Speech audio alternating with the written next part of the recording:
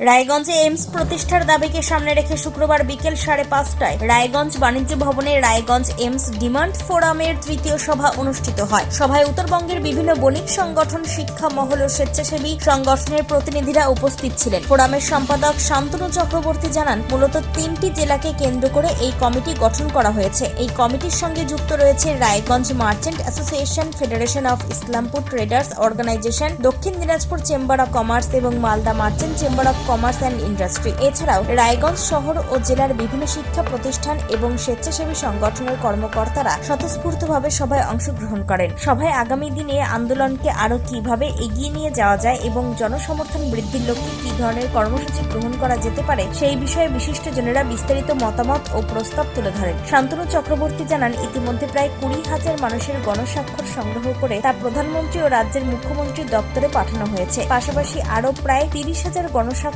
সংগ্রহ করা হয়েছে। ফোরামের লক্ষ্য 1 লক্ষেরও বেশি গণস্বাক্ষর সংগ্রহ করা। তিনি আর কি বলতে চেয়েছেন শুনুন।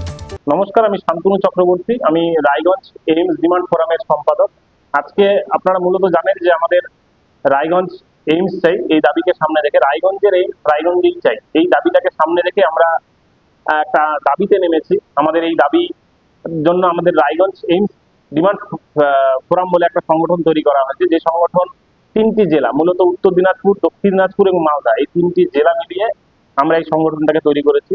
এবং এই মুহূর্তে আমাদের গণস্বাক্ষর অভিযান চলছে, যেখানে প্রায় 20,000 গণস্বাক্ষর আমরা পৌঁছে দিয়েছি মাননীয় প্রধানমন্ত্রী, মাননীয় আমাদের রাজ্যের মুখ্যমন্ত্রী এবং আমাদের উত্তর দিনাজপুরের বিভিন্ন বিধায়কদের এবং 3 জেলার সাংসদদের আমরা পৌঁছে দিতে পেরেছি 20,000 স্বাক্ষর। এবং এই মুহূর্তে আমাদের লক্ষ্য আছে আগামীতে আমরা আরো 1 লক্ষ স্বাক্ষর, সব মিলিয়ে 1 লক্ষ স্বাক্ষর আমরা পৌঁছে দেব। আজকের আলোচনার বিষয় হলো, আজকে আমরা আলোচনা করছি আগামীতে যে আমাদের যে দাবি, এই দাবিটাকে আরো বৃহত্তর করার ক্ষেত্রে যেন আমরা শান্তিপূর্ণভাবে আমরা আমাদের যে দাবি, আমাদের আপনারা জানেন যে দীর্ঘদিন একটা দাবি আমাদের ছিল, আমরা সেই দাবিটাকে সামনে রেখেই আমরা এগিয়ে যাচ্ছি। তো সেইটা যেন সঠিকভাবে আমরা প্রতিষ্ঠিত করতে পারি, রায়গঞ্জে যেন এইমস প্রতিষ্ঠিত করতে পারি, সেটার জন্যই আমাদের আজকের আলোচনা সভা।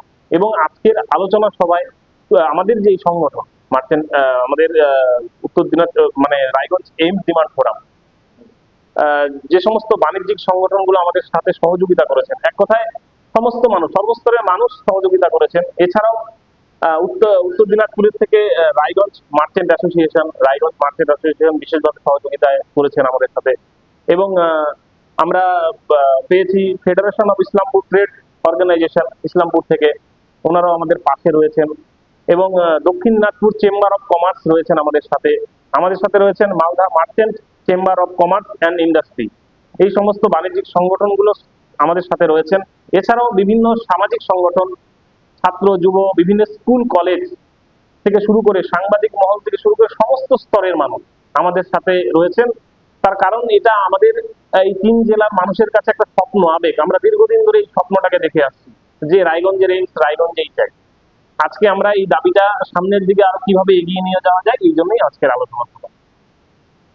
তিনি বলেন, রায়গঞ্জে এইমস প্রতিষ্ঠার দাবি পূরণ না হওয়া পর্যন্ত আন্দোলন ও গণ আন্দোলনের কর্মসূচি অব্যাহত থাকবে। রায়গঞ্জকে এইমসের জন্য উপযুক্ত স্থান হিসেবে তুলে ধরে আগামী দিনেও বৃহত্তর জনমত গড়ে তোলার লক্ষ্যে একাধিক কর্মসূচি গ্রহণ করা হবে বলেও সভায় জানানো হয়। উত্তর দিনাজপুরের রায়গঞ্জ থেকে গৌরব ভট্টাচার্যের রিপোর্ট, টাইমস 14 বাংলা।